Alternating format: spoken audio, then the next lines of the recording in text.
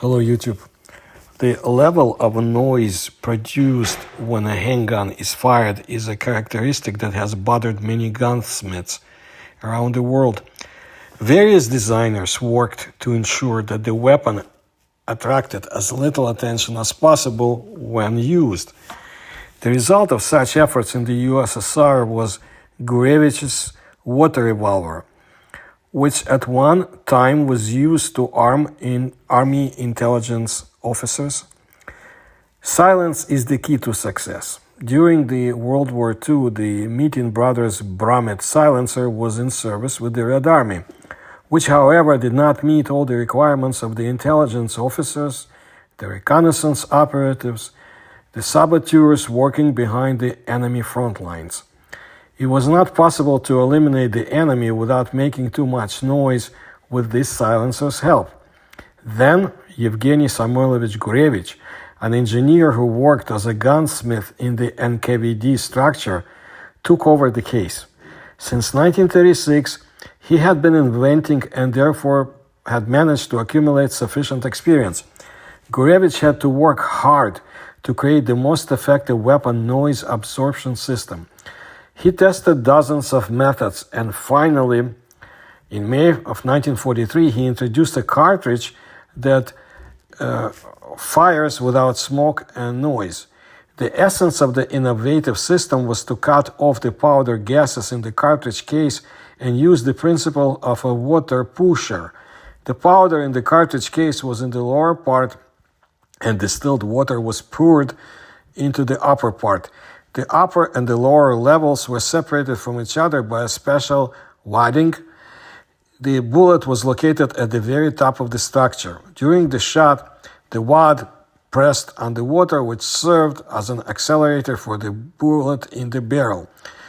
The powder gases remained inside the shell casing, which made it possible to get rid of the sound shock wave.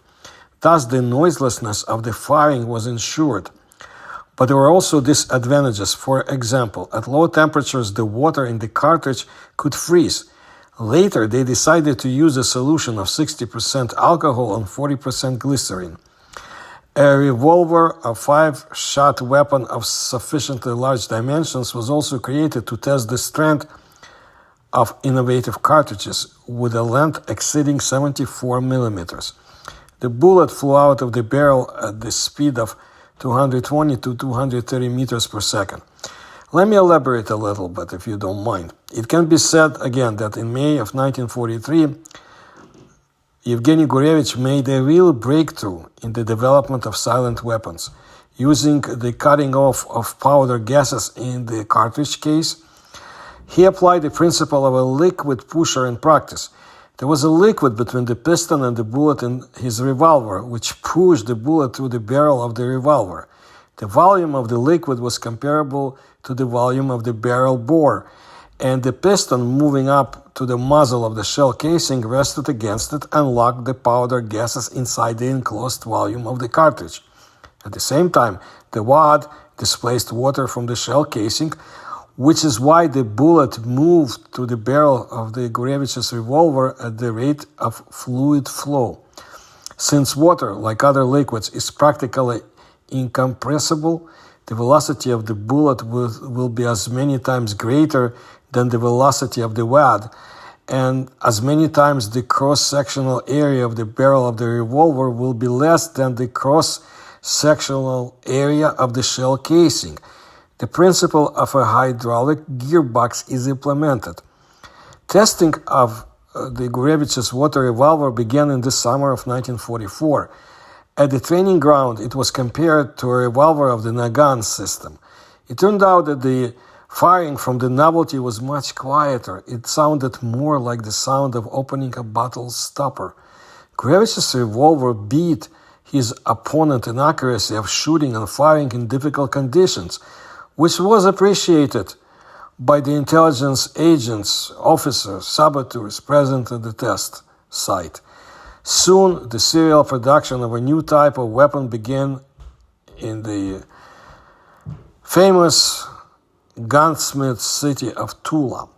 The first batch consisted of 53 units and thousands of rounds of ammunition.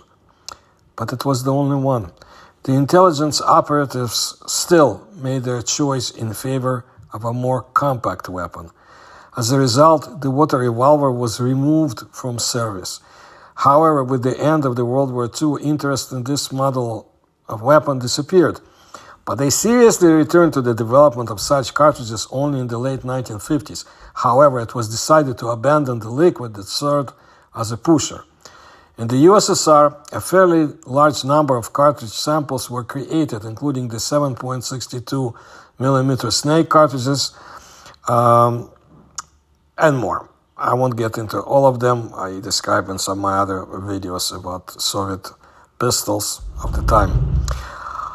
As for the inventor, the entire 20th century was reflected in this man's life, as if in a drop of water.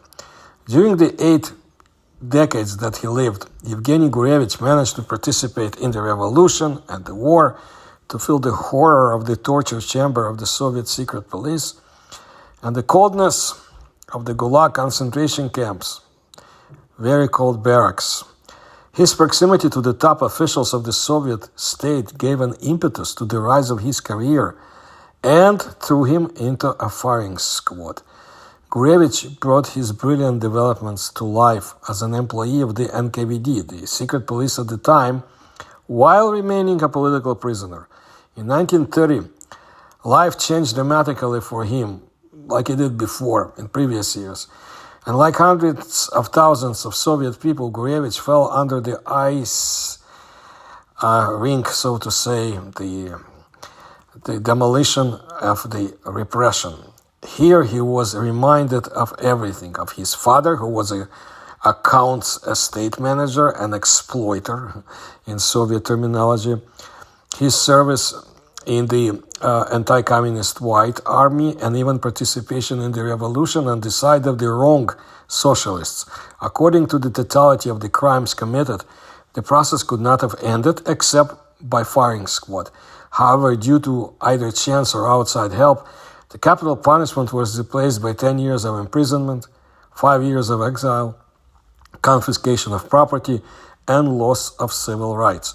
For the millions of people who ended up in the Gulag, it was a one-way trip. But Yevgeny Gurevich, after being sent to the Solovki concentration camp to serve his sentence, ended up working on the construction of the White Sea-Baltic Canal. The White Sea Canal was followed by other concentration camps. During the construction of the Baikal-Amur Railway, Gurevich was heading the division 5,200 vehicles auto group, and in the Far East, in Khabarovsk, he took up the position of senior consulting engineer at the Dalag camp. Gurevich's career as an inventor and designer really began in 1937.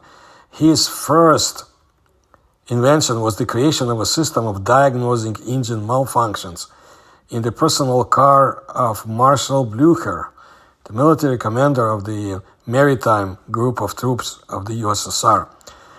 The Packard Twin 6 owned by the commander was a luxury car that required expert maintenance. Gurevich did it himself. He even put a warning light on the dashboard which would light up if the spark plugs failed. In addition to car repair, Yevgeny Gurevich led the development of internal combustion engines. He created a unique diesel engine for the light armored vehicles, which lacked a crankshaft in its design. The designer carried out work on its improvement, being an employee of the Design Bureau of Tank Engines, which is part of that secret police NKVD structure. It was this development that saved him in 1938, when after Marshal Blücher's arrest, Gurevich was again under investigation. The secret police tried to get him to testify against the commander-in-chief, who was accused of espionage. A timely reminder to the Gulag leadership about the progress of work on the creation of the engine saved the designer from further interrogation, torture, and most likely execution. Well, in his biography, this was the second case of a happy escape, fortunate escape. After his release in 1939, Yevgeny Gurevich began creating hunting weapons. The first experiments were conducted by him actually back in 1933. Already in 1937, he was mentioned in a famous book about shotguns as a talented inventor in the USSR. During the Second World War, Yevgeny Gurevich invented a silent 50mm mortar, a 7.62mm revolver, designed for silent firing and ammunition for it, as I mentioned in the beginning. In official documents of the city of Arkhangelsk NKVD, Gurevich, who served as an engineer for the NKVD Special Plant No. 2, is referred to as comrade, which indicates the full restoration of his civilian status. Many of the projects he launched in 1942-1944 are still classified. According to some reports, the engineer was working on the creation of multiple rocket launchers. In the post-war period, Yevgeny Gurevich took up restoration of vintage cars. Automobiles have always been his passion, and in the early 1950s, the amount of useless machinery abandoned in the fields, along roads, in broken garages, and former workshops of different organizations was huge. From 1960 to 1975, Gurevich managed to create a collection of 5 cars at his own expense, a Rolls-Royce given to him personally by Voroshilov, Soviet top military commander, a Peugeot 1906, Ace of 1912, Mercedes 1920, a Bugatti, and an experimental car with a diesel engine from the tractor.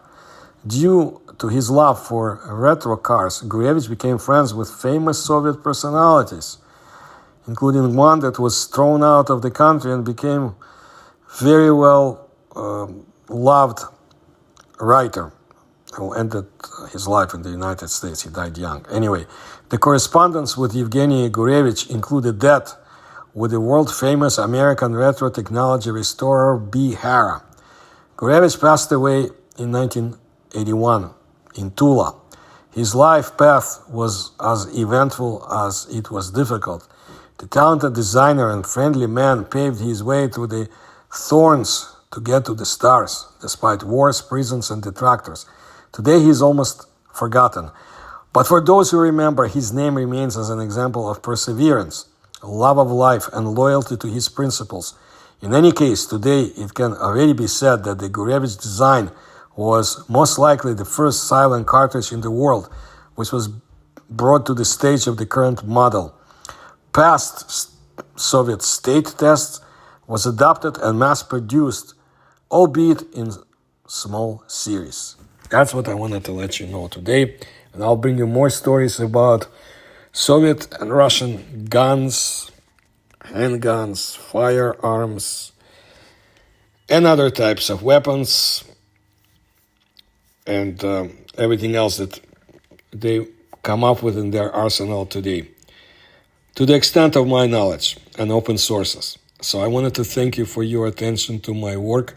If you can help my research, please kindly do so through the links you'll find in the description to this video. Please tell others about my channel, and thank you for your attention to my work.